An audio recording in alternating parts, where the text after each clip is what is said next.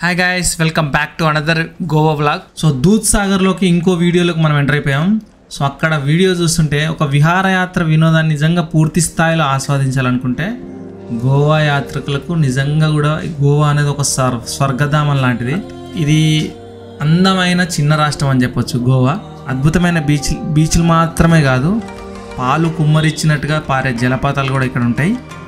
So మాదైతే ఇక్కడ కంప్లీట్గా చూసేసాము. ఇంకా బ్యాక్ అయితే రిటర్న్ అయిపోతున్నాము. ఇక్కడ కోతులు, అక్కడక్కడ కోతులు అయితే కనిపిస్తాయి. ఇక్కడ మన దగ్గర ఉన్న కోతులకి ఇక్కడ కోతులకు నాకు కొంచెం డిఫరెంట్ అనిపించింది. ఆ ఫేస్ కానీ అదంతా కూడా.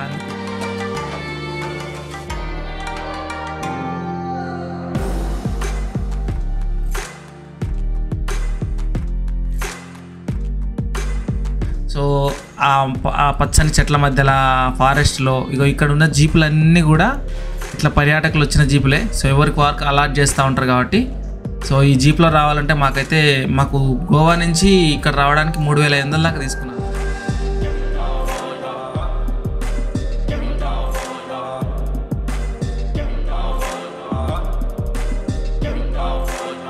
సో పచ్చని చెట్ల మధ్యలో అలా జీప్ వెళ్తూ ఉంటే ఎంతసేపు అయినా అట్లా వెళ్తూనే ఉంటుంది. సో ఎత్తేసుకుంటా మంచి రోడ్లు ఇట్లాగే ఉంటాయి, మట్టి రోడ్లే ఉంటాయి, మలుపులు ఉంటాయి, వాటర్ ఉంటాయి మధ్య మధ్యలో.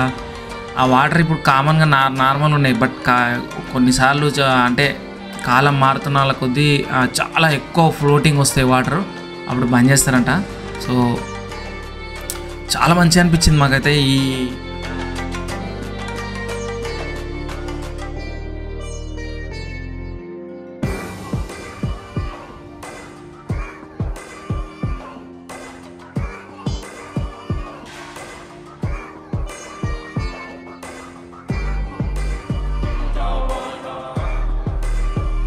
గోవా మొత్తం ఎంజాయ్ చేసింది ఒక ఎత్తు అయితే, దూద్ సాగర్ ఎంజాయ్ చేసింది ఒక ఎత్తు అని చెప్పాలి. ఒక జీప్ వస్తుంటే ఇంకో జీప్ ఆగాల్సిన పరిస్థితి ఉంది ఇక్కడ. బట్ ఇదంతా కూడా ఒక మంచి స్వీట్ మెమరీస్ అనే చెప్పొచ్చు. ఇవన్నీ కూడా అలా సాగుతూ అలా వెళ్ళిపోతుంటే ఏమొస్తుంది, ఏముండదు. సో ఇలా అంత అడ్వెంచరస్ అవన్నీ ఉంటేనే ఆ ట్రెక్కి ఉండాలి, అవన్నీ ఉంటేనే మంచిగా అనిపిస్తుంది.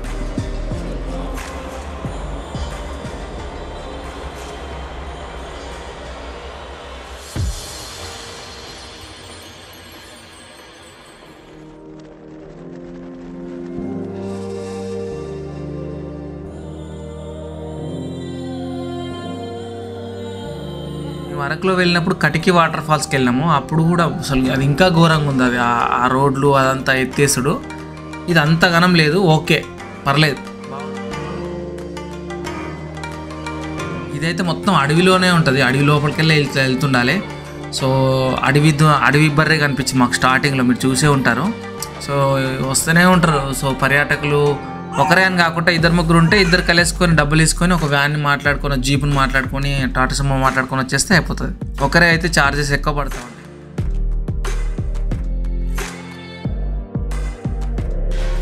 గోవాలో చాలామంది చాలా ప్లేసెస్ మిస్ అవుతారు. జస్ట్ ఊరుతారు, పోతారు, తాగుతారు, వస్తారు, ఎంజాయ్ చేస్తారు, ఆ టైప్ అనుకుంటారు. కానీ మేము దానికి 100% వ్యతిరేకమని చెప్పాలి మా గోవా టూర్లో మాత్రం.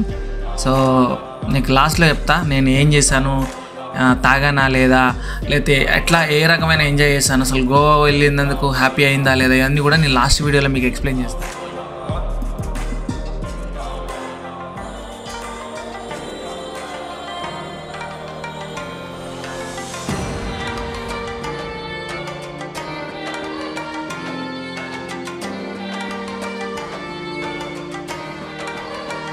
గోవాలో ఉండే విభిన్నమైన సాంప్రదాయాలు, సంస్కృతులు, అక్కడికి వెళ్ళిన వాతావరణం చూస్తే మనం కూడా ఈ ప్రదేశం మనదే కదా అనే ఫీలింగ్ కూడా అప్పుడప్పుడు కలుస్తాయి కొన్ని సింక్ అయినప్పుడు.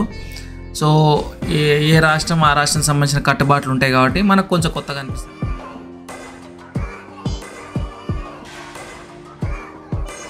మామూలుగా మీకు ట్రావెలింగ్ ప్లేస్లల్లో ఈ లిస్ట్ మాత్రం ఖచ్చితంగా పెట్టుకోవాలి. గోవా అనేది ఖచ్చితంగా పెట్టుకోవాల్సిన ట్రావెలింగ్ ప్లేస్ ఇది. చాలామంది ఏంటంటే ఒక చోటుకి వెళ్తారు, అక్కడనే ఎంజాయ్ చేస్తారు, వెళ్ళొస్తారు. అట్లా కాకుండా చుట్టుపక్కల ఏమేమి ఉన్నాయో కూడా ఒక అవగాహన తెచ్చుకోవాలి.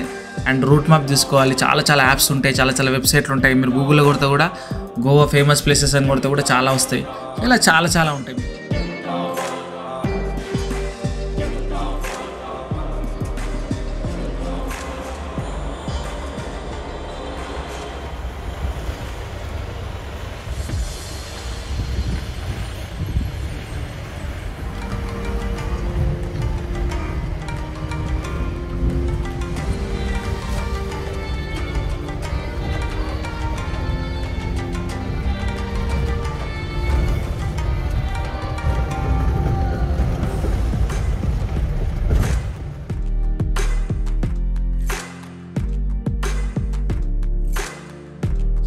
మ్యూజిక్ని అయితే ఎంజాయ్ చేయండి. నేచర్ మ్యూజిక్ వేస్తాను, ఒకసారి నేచర్ ఎంజాయ్ చేయండి, మళ్ళీ లాస్ట్లో మాట్లాడతా.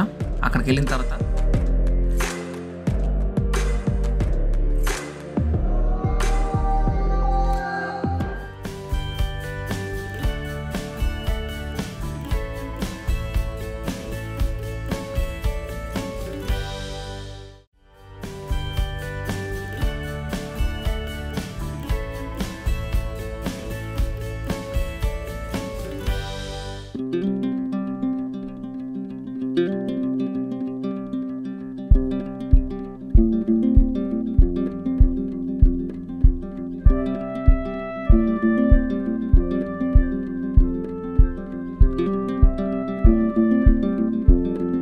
సో గాయ్స్ కదా మనం దగ్గరకు వచ్చేస్తాము, ఆల్మోస్ట్ దగ్గరకు వచ్చేస్తాం మనము. సో ఇదే మనకి ఊరు ఎంటర్ అవుతా ఉంది దగ్గరలో. సో ఇది హోటల్, ఇక్కడ రైట్ సైడ్లో ఉంది రెస్టారెంట్. కొంచెం ముందుకు పోతే మనం ఎక్కడైతే మనం స్టార్ట్ అయ్యామో అక్కడికి వచ్చేస్తాం మనము. సో మేము కార్ పార్కింగ్ పెట్టింది ఇక్కడ రైట్ సైడ్ లోపల పెట్టాము.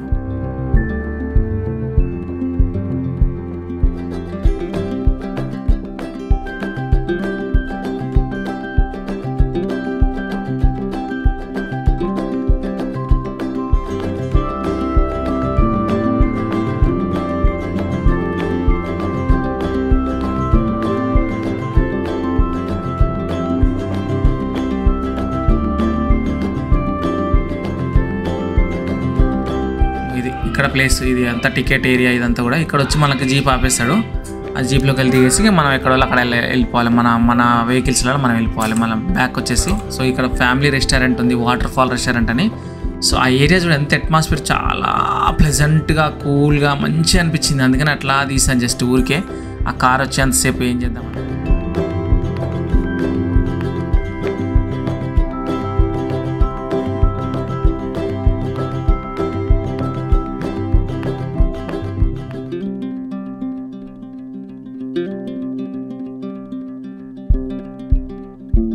సో ఈ లోపల మా కార్ పార్కింగ్ అనేది మేము పార్క్ చేసాము, ఆయన వెయిట్ చేస్తూ ఉన్నాడు.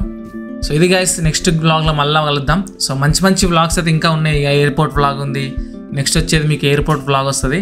సో ఇంకా గోవా సంబంధించిన వ్లాగ్ కూడా ఒకటి వేస్తా. సో దాని మీకు వెళ్ళాలా వద్దా అనే దాని గురించి ఒక క్లారిటీ వీడియో వేస్తా. మంచిగా ఉంటాయి, మీరు సబ్స్క్రైబ్ చేసుకోండి ఛానల్ని. సో ఇట్లాంటి వీడియోస్ చాలా వస్తాయి, ఇంకా జనరల్ వీడియోస్ కూడా వస్తూ ఉంటాయి. Thank you so much, bye.